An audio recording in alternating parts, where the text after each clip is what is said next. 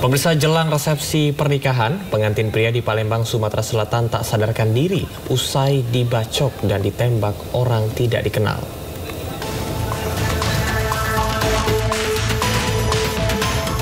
Akad nikah pasangan Ahmad Anda dan Farida Aryani terpaksa ditunda akibat calon mempelai pria dirawat di rumah sakit usai diserang secara brutal oleh orang tak dikenal.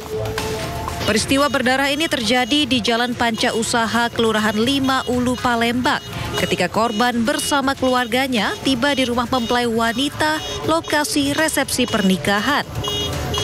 Naas saat korban turun dari kendaraan, tiba-tiba 4 orang pria menyerang korban dengan senjata tajam dan senjata api. Serangan mendadak itu sempat membuat suasana panik hingga para tamu dan keluarga yang hadir berteriak dan berhamburan menyelamatkan diri. Korban yang tak sempat memberikan perlawanan mengalami luka serius di bagian kepala, tangan, dan kaki akibat sabetan senjata tajam. Polisi yang mendapat laporan langsung mendatangi lokasi dan memburu para pelaku yang telah teridentifikasi.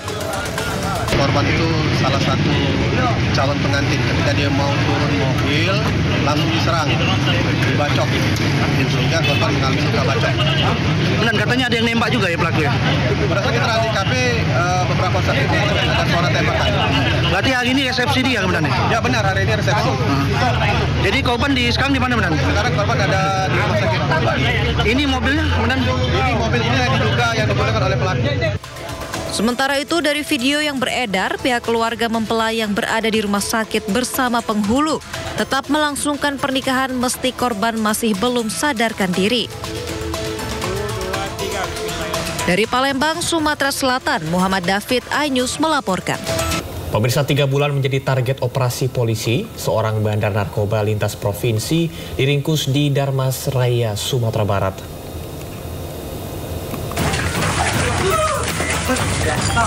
Iya, Mang.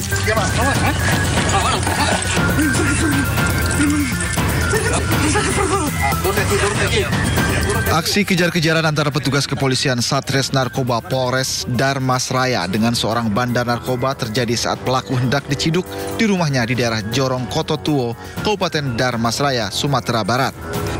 Saat dilakukan penggeledahan di rumahnya, petugas mendapati sebanyak 38 paket kecil narkotika jenis sabu yang disembunyikannya di dalam pengeras suara aktif.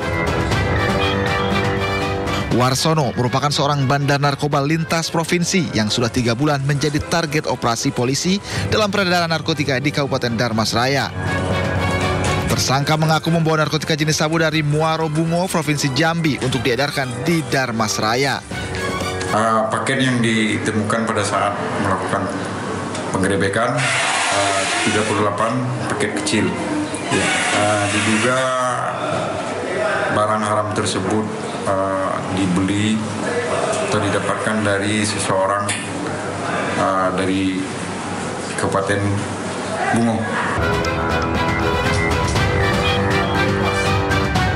Atas perbuatannya, pelaku dijerat dengan pasal 114 Undang-Undang Nomor 35 Tahun 2009 tentang narkotika dengan ancaman hukuman maksimal 20 tahun penjara. Dari Kabupaten Darmas Raya, Sumatera Barat, Budi Sunandar, iNews melaporkan.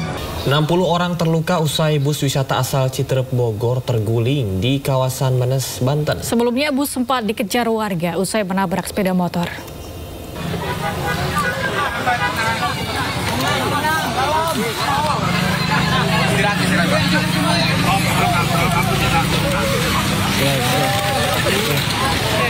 Duduk aja sini dulu ya.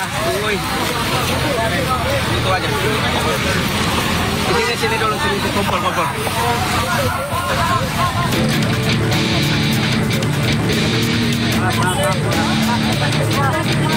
Bus rombongan wisata warga asal Citerep, Bogor, Jawa Barat yang mengangkut 1 RT perjalanan pulang dari Pantai Daplangu, Pandeglang. Bus terguling di kawasan Menes, Pandeglang, Banten. Dari keterangan salah seorang korban, kecelakaan bermula saat bis yang mengangkut sekitar 60 penumpang menabrak sepeda motor. Pemotor tak terima hingga terjadi kejar-kejaran. Kemudian bus kembali menabrak minibus. Diduga panik, sang sopir bus hilang kendali dan terguling di sisi jalan menanjak. Nah, nyampe dari peristiwa sendiri jam berapa itu kira-kira? Pas aja maghrib, pas aja.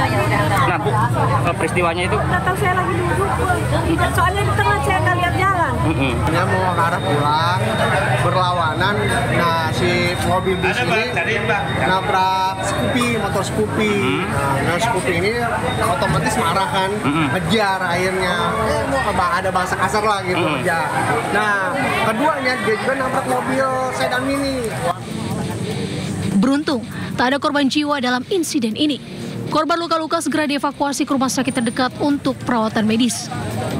Petugas kepolisian dan tim SAR turun ke lokasi untuk mengamankan situasi dan melakukan penyelidikan lebih lanjut.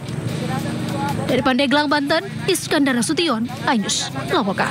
Anda kembali menyaksikan Sido Today. Pemirsa, sejumlah preman berkedok juru parkir liar ditangkap saat meminta ongkos parkir tak wajar kepada polisi yang menyamar di kawasan perbelanjaan Tamrin, Jakarta Pusat.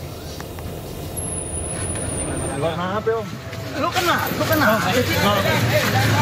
Iya, Kak. Bukan, Kak. Gua nggak salah, Kak. Gua nggak salah, lu mah itu duit lu kok nggak salah gimana?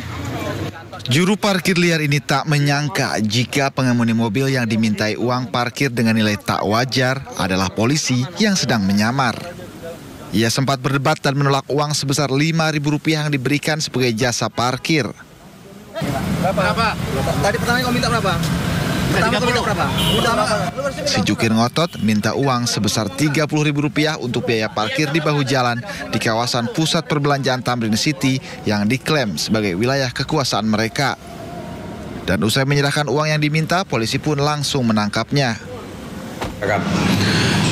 Tadi tim dari Polres, yaitu Satreskrim dan juga Polsek Jajaran keseluruhannya berhasil mengamankan 6 orang pelaku yang berkedok sebagai juru parkir ilegal tersebut. Pelaku meminta parkir dengan mematok Rp30.000. Razia ini sengaja digelar jajaran Satreskrim Polres Metro Jakarta Pusat lantaran maraknya aksi premanisme berkedok juru parkir liar. Dalam aksinya, mereka kerap meminta uang dengan cara paksa dalam jumlah yang tidak wajar. Dari Jakarta, Rani Sanjaya, iNews melaporkan. Sementara itu, sesuai dengan arahan Presiden Republik Indonesia dan Kapolri, Wakil Gubernur Jakarta Rano Karno menyanggupi akan memberantas aksi premanisme. Ya, mengingat luasnya wilayah Jakarta, Rano menyampaikan akan bekerja sama dengan Satpol PP. Sekarang kan Pak Presiden juga sudah instruksikan, Kapolri sudah instruksikan harus lakukan pembenahan masalah premanisme ini. Satpol PP mau digerakin juga nggak, Bang? Oh pasti ya. Ya, pemirsa, mahasiswa ITB yang diduga mengunggah meme Presiden Prabowo dan Presiden ke-7 RI Joko Widodo ditetapkan sebagai tersangka. Sementara terkait dengan motif masih diselidiki polisi.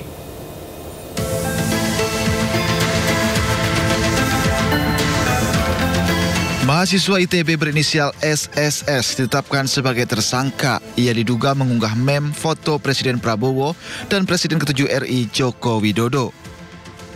Sementara terkait motif mahasiswa tersebut, Karopemnas Divisi Humas Polri Brigjen Truno Yudo mengatakan masih dalam proses penyidikan.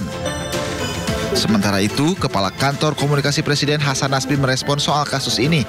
Ia mengungkapkan pemerintah mengusulkan pelaku yang notabene masih mahasiswa itu lebih baik dibina. Kalau ada pasal-pasalnya kita serahkan ke polisi, tapi kalau dari pemerintah itu kalau anak muda ya mungkin ada semangat-semangat yang telanjur, ya mungkin lebih baik dibina ya, karena masih sangat muda, bisa dibina bukan dihukum gitu. Jadi harapan kita teman-teman yang mahasiswa yang mungkin selama ini